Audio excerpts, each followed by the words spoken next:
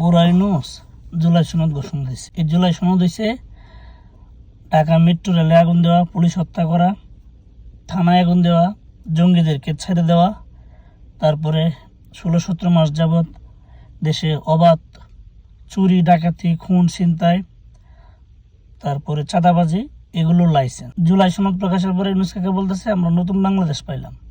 নতুন বাংলাদেশ কোনো কিছুই না, এটা একটা চুরির লাইসেন্স, ডাকাতির লাইসেন্স, ছিনতাইয়ের লাইসেন্স, খুনের লাইসেন্স, ধর্ষণের লাইসেন্স, চাঁদাবাজির লাইসেন্স, বাস আর কিছু না। আর যে সমন্বয়করা মারামারি করছে, খুন করছে, রাষ্ট্রের সম্পদ নষ্ট করছে, এদেরকে লাইসেন্স দেওয়া হয়েছে।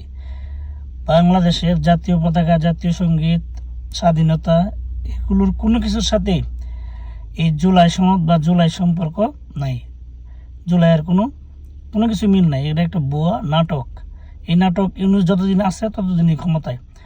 ইউনূস শেষ, জুলাই সনদ শেষ, নাটক ফিনিশ।